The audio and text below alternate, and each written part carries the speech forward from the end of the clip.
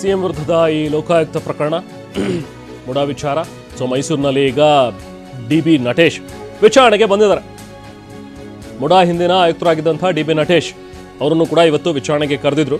So ಹಾಗಾಗಿ ವಿಚಾರಣೆಗೆ ಹಾಜರಾಗಿದ್ದಾರೆ. ಇವತ್ತು ಹೋಗುವಾಗ ಮಾಧ್ಯಮದವರು ಕ್ಯಾಮ್ರಾ ಕಂಡು ನಾನೇನು ಇಲ್ಲಿ ಡಾನ್ಸ್ ಮಾಡ್ತಾ ಇದ್ದೀನ, ಯಾಕೆ ನನ್ನನ್ನು ನೀವು ವಿಡಿಯೋಗ್ರಾಫ್ ಮಾಡ್ತಾ ಇದ್ದೀರಾ ಅಂತೆಲ್ಲ ಪ್ರಶ್ನೆ ಮಾಡಿದ್ದಾರೆ. ಅಲ್ಲ, ಅಫ್ಕೋರ್ಸ್ ಅಲ್ಲಿ ಲೋಕಾಯುಕ್ತ ಆಫೀಸಿಗೆ ನೀವು ಹೋಗಿರೋದು ವಿಚಾರಣೆಯನ್ನು ಎದುರಿಸೋದಕ್ಕೆ, ನೀವು ಡಾನ್ಸ್ ಮಾಡೋದಕ್ಕಲ್ಲ ಅಂಥೇಳಿ ಎಲ್ರಿಗೂ ಕೂಡ ಗೊತ್ತು.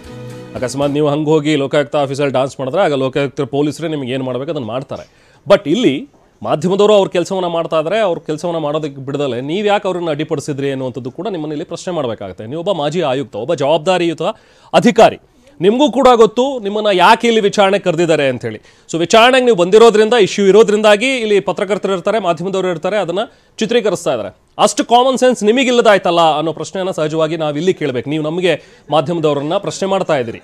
ನಟೇಶ್ ಅವರು ಮತ್ತಷ್ಟು ಡೀಟೇಲ್ಸ್ ಅಲ್ಲೇ ಸ್ಥಳದಲ್ಲಿದ್ದ ನಾವು ಪ್ರತಿನಿಧಿ ರಾಮ್ ನೀಡ್ತಾರೆ. ರಾಮ್, ಅದೇ ನಾನು ಮಾತಾಡ್ತಾ ಇದ್ದೆ, ಬಹುಶಃ ಡಿ.ಬಿ. ನಟೇಶ್ ಅವರು ಇಷ್ಟು ದಿನ ಮನೇಲಿದ್ರೋ ಅಥವಾ ಕಚೇರಿಲಿದ್ರೋ ಯಾರೂ ಮಾಧ್ಯಮದವರು ಹೋಗಿ ಅವ್ರನ್ನ ವಿಡಿಯೋಗ್ರಾಫ್ ಮಾಡಿರಲಿಲ್ಲ. ಇಶ್ಯೂ ಇರೋದ್ರಿಂದಲೇ ಅವ್ರನ್ನ ನೋಟಿಸ್ ಕೊಟ್ಟು ವಿಚಾರಣೆಗೆ ಬನ್ನಿ ಅಂದಿರೋದ್ರಿಂದಲೇ ಇಲ್ಲಿಗೆ ಹೋಗಿ ಮಾಧ್ಯಮದವರು ಚಿತ್ರೀಕರಣ ಮಾಡ್ತಾ ಇದ್ದಿದ್ದು. ಅಷ್ಟು ಕಾಮನ್ ಸೆನ್ಸ್ ಅವ್ರಿಗಿಲ್ಲದಾಯ್ತಾ ಅನ್ನೋ ಪ್ರಶ್ನೆಯನ್ನು ಬಹುಶಃ ನಾವು ಇಲ್ಲಿ ಕೇಳಬೇಕಾಗತ್ತೆ.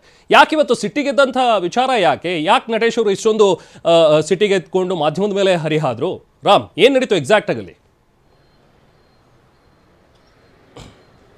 ರಮನ್, ಖಂಡಿತವಾಗಿಯೂ ಒಬ್ಬ ಅಧಿಕಾರಿಯಾಗಿ ಕಾಮನ್ ಸೆನ್ಸ್ ಇದ್ದಿದ್ರೆ ಖಂಡಿತವಾಗಿಯೂ ರಾಜ್ಯದ ಸಿಎಂ ಒಬ್ಬರು ಈ ರೀತಿಯಾದಂತಹ ಪರಿಸ್ಥಿತಿಗೆ ಬರ್ತಾ ಇರಲಿಲ್ಲ. ಅವರ ಅವಧಿಯಲ್ಲೇ ಈ ರೀತಿಯಾದಂತಹ ಕಾನೂನನ್ನು ಮೀರಿ, ನಿಯಮಗಳನ್ನು ಮೀರಿ ಬದಲಿ ನಿವೇಶನ ನೀಡಿ ಇವತ್ತು ಕಾಮನ್ ಸೆನ್ಸ್ ಬಗ್ಗೆ ಮಾತನಾಡ್ತಾ ಇರುವಂಥ ನಟೇಶ್ ನಿಜವಾಗಿಯೂ ಒಂದು ರೀತಿಯಾದಂತಹ ಗಾಬರಿ ಆಗಿದ್ದಾರೆ ಮತ್ತು ಆತಂಕಕ್ಕೆ ಒಳಗಾಗಿದ್ದಾರೆ ಅಂತ ಅನಿಸ್ಬೋದು. ಯಾಕಂದರೆ ತಾವು ದೃಶ್ಯಗಳಲ್ಲಿ ನೋಡ್ತಾ ಇರ್ಬೋದು, ಅವರು ಕ್ಯಾಮ್ರಾವನ್ನು ಕಂಡ ತಕ್ಷಣವೇ ಸಾಕಷ್ಟು ವಿಚಲಿತರಾಗ್ತಾರೆ. ಅಷ್ಟೇ ಅಲ್ಲ, ತಮ್ಮ ಕೈಲಿದ್ದಂತಹ ಬ್ಯಾಗನ್ನು ಬಿಸಾಕುವಂಥ ಕೆಲಸವನ್ನು ಮಾಡ್ತಾರೆ. ಖಂಡಿತವಾಗಿಯೂ ತಾವು ಹೇಳಿದಂತೆ ನಾವು ಇವತ್ತು ಲೋಕಾಯುಕ್ತ ಕಚೇರಿಗೆ ಬಂದಿರುವಂಥದ್ದು ಅವರ ಮೇಲೆ ಒಂದು ಗುರುತರವಾದಂಥ ಆರೋಪ ಬಂದಿದೆ. ಅದು ಅಂತಿಂತ ಆರೋಪವಲ್ಲ.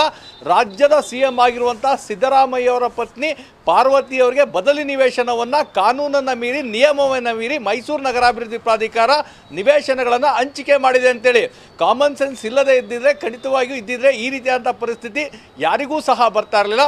ಒಬ್ಬ ಅಧಿಕಾರಿಯಾಗಿ ಕಾನೂನಾತ್ಮಕವಾಗಿ ನೀಡಿದ್ದಾರಾ ಇಲ್ಲವಾ ಅನ್ನೋದು. ಯಾಕಂದರೆ ಈಗಾಗಲೇ ಇದು ವಿಶೇಷ ಜನಪ್ರತಿನಿಧಿಗಳ ನ್ಯಾಯಾಲಯದ ಮೆಟ್ಟಿಲೇರಿದೆ, ರಾಜ್ಯಪಾಲರ ಅಂಗಳಕ್ಕೆ ಹೋಗಿದೆ. ಅದಾದ ನಂತರ ಲೋಕಾಯುಕ್ತ ಸಮಗ್ರವಾದಂಥ ತನಿಖೆಯನ್ನು ಮಾಡ್ತಾ ಇದ್ದಾರೆ. ಇದರ ಜೊತೆಗೆ ಇಡಿ ಸಹ ತನಿಖೆಯನ್ನು ನಡೆಸ್ತಾ ಇದೆ. ಅಂದರೆ ಇವರೆಲ್ಲರೂ ತನಿಖೆ ಮಾಡ್ತಾ ಇರುವಂಥದ್ದು ಆ ಒಂದು ಪದವನ್ನು ಏನು ಬಳಸಿದರೆ ಇವರೆಲ್ಲರಿಗೂ ಸಹ ಅಪ್ಲೈ ಆಗ್ತಾ ಅನ್ನೋ ರೀತಿಯಲ್ಲಿ ನಟೇಶ್ ಅವರು ಬಳಸ್ತಾ ಇದ್ದಾರೆ. ಇವತ್ತು ಇದೇ ಒಂದು ಕಾಮನ್ ಸೆನ್ಸ್ನ ಅವರು ಅವತ್ತು ಬಳಸ್ಕೊಂಡಿದ್ದಾರೆ. ಅಂದರೆ ಅವರು ಸಾಕಷ್ಟು ನಿಯಮಗಳನ್ನು ಮೀರಿರುವಂಥದ್ದು, ದಾಖಲೆಗಳ ಸಮೇತವಾಗಿ ಪ್ರಾಥಮಿಕವಾಗಿ ರುಜುವಾತಾಗಿರುವಂಥದ್ದು. ಅಂದರೆ ಈ ನಗರಾಭಿವೃದ್ಧಿ ಇಲಾಖೆಯವರು ನೀಡಿದಂಥ 50-50 ಅನುಪಾತ, ಅಂದರೆ ಹೊಸ ಬಡಾವಣೆಗಳಿಗೆ ಆ ಒಂದು 50-50 ಅನುಪಾತದಲ್ಲಿ ಹಂಚಿಕೆಯನ್ನು ಮಾಡಬೇಕು ಅಂತ ಸ್ಪಷ್ಟವಾಗಿ ನಗರಾಭಿವೃದ್ಧಿ ಇಲಾಖೆ ಆದೇಶದಲ್ಲಿ ತಿಳಿಸಿದರು. ಆದರೆ ಒಂದೇ ಒಂದು ಹೊಸ ಬಡಾವಣೆಯನ್ನು ಮಾಡದೆ ಎಲ್ಲವನ್ನೂ ಸಹ ಹಿಂದೆ ಏನು ಭೂಮಿಯನ್ನು ವಶಪಡಿಸಿಕೊಳ್ಳಲಾಗಿತ್ತು, ಭೂಮಿಯನ್ನು ಕಳೆದುಕೊಂಡ ರೈತರಿದ್ದರು ಅಂಥವರಿಗೆ ಹಂಚಿಕೆ ಮಾಡಿ, ಅಂದರೆ ಆ ಕಾನೂನನ್ನು ಆದೇಶವನ್ನೇ ಡಿವಿಯೇಷನ್ ಮಾಡುವಂಥ ಸಂದರ್ಭದಲ್ಲಿ ಕಾಮನ್ ಸೆನ್ಸ್ ಇರಲಿಲ್ವಾ ಅನ್ನೋ ಒಂದು ಪ್ರಶ್ನೆಯನ್ನು ಕೇಳಬೇಕಾದಂಥ ಪರಿಸ್ಥಿತಿ ನಿರ್ಮಾಣವಾಗ್ತದೆ. ಯಾಕಂದರೆ ಸಾಕಷ್ಟು ಈ ರೀತಿಯಾದಂಥ ಅದು ಕೇವಲ ಉದಾಹರಣೆ ಮಾತ್ರ. ಮತ್ತು ಆ ಒಂದು ಆದೇಶವನ್ನು ನಗರಾಭಿವೃದ್ಧಿ ಇಲಾಖೆಯವರೇ 2023ರಲ್ಲಿ ಹೇಳ್ತಾರೆ.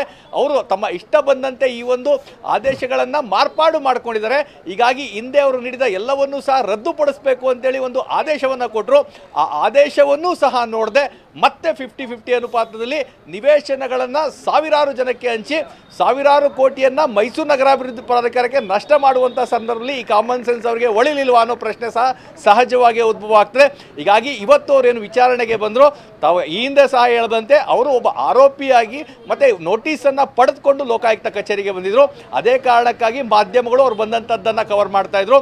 ಹಾಗಾಗಿ ಅವರು ನಾನು ಇಲ್ಲಿ ಡ್ಯಾನ್ಸ್ ಮಾಡೋದಕ್ಕೆ ಬಂದಿದ್ದೇನೆ ಈ ರೀತಿಯಾದಂಥ ಪ್ರಶ್ನೆಯನ್ನು ಕೇಳಿದ್ದು ಖಂಡಿತವಾಗಿಯೂ ಹಾಸ್ಯಾಸ್ಪದ ಅನ್ನಿಸ್ತದೆ. ಯಾಕಂದರೆ ಅವರ ಮನೆಗಾಗಲಿ ಅಥವಾ ಬೇರೆ ಅವರ ಖಾಸಗಿ ಸ್ಥಳಕ್ಕಾಗಲಿ ಹೋಗಿ ನಾವು ಯಾವುದೇ ವಿಡಿಯೋಗಳನ್ನು ಮಾಡಿರಲಿಲ್ಲ. ಲೋಕಾಯುಕ್ತ ಕಚೇರಿ ಸಾರ್ವಜನಿಕರ ಸ್ಥಳ, ಮತ್ತು ಇಲ್ಲಿ ನಡೆಯುತ್ತಾ ಇರುವಂಥದ್ದು ವಿಚಾರಣೆಗೆ ಹಾಜರಾಗಿರುವಂಥದ್ದನ್ನು ತೋರಿಸಿದ್ದಕ್ಕೆ ಈ ರೀತಿಯಾದಂಥ ಪ್ರಶ್ನೆ ಯಾವ ಕಾರಣಕ್ಕೆ ಮಾಡಿದರು ಅಂತ ಹೇಳಿದರೆ ಖಂಡಿತವಾಗಿ ಅವರು ವಿಚಲಿತರಾಗಿದ್ದಾರೆ. ಈಗಾಗಲೇ ಇಡಿ ಸಹ ಅವರನ್ನು 2 ಬಾರಿ ಕರೆದು ವಿಚಾರಣೆ ನಡೆಸುವಂಥದ್ದು, ದಾಖಲೆಗಳನ್ನು ತೆಗೆದುಕೊಳ್ಳುವಂಥ ಕೆಲಸವನ್ನು ಮಾಡಿದೆ. ಲೋಕಾಯುಕ್ತ ಸಹ ಸುಮ್ಮನೆ ಅವರನ್ನು ವಿಚಾರಣೆಗೆ ಕರೆದಿಲ್ಲ. ಈಗಾಗಲೇ ಸರ್ಕಾರದ ಮುಖ್ಯ ಕಾರ್ಯದರ್ಶಿಗಳಿಗೆ ಒಂದು ಅನುಮತಿಯನ್ನು ಕೇಳಿ ಮುಖ್ಯ ಕಾರ್ಯದರ್ಶಿಗಳು ಸಹ ಅಂದರೆ ಅನುಮತಿಯನ್ನು ಕೊಡುವಂಥ ಸಂದರ್ಭದಲ್ಲಿ ಅಲ್ಲಿರುವಂತಹ ಮೇಲ್ನೋಟಕ್ಕೆ ಸಹ ಇರುವಂತಹ ದಾಖಲೆಗಳನ್ನೆಲ್ಲ ಪರಿಶೀಲಿಸೇ ಕೊಟ್ಟಿರುವಂಥದ್ದು. ಹೀಗಾಗಿ ಅವರು ಅವರು ಆ ನೀಡಿರುವಂತಹ ಅನುಮತಿಯ ಮೇರೆಗೆ ಲೋಕಾಯುಕ್ತದವರು ವಿಚಾರಣೆ ನಡೆಸ್ತಾ ಇದ್ದಾರೆ. ಆ ಪದವನ್ನು ಬಳಸಿರೋದು ಖಂಡಿತವಾಗಿ ಅವರು ವಿಚಲಿತರಾಗಿದ್ದಾರೆ. ಅದನ್ನ ಮಾಧ್ಯಮಗಳ ಮೇಲೆ ಹಾಕ್ತಾ ಇದ್ದಾರೆ. Rehman. Okay, thank you Ram.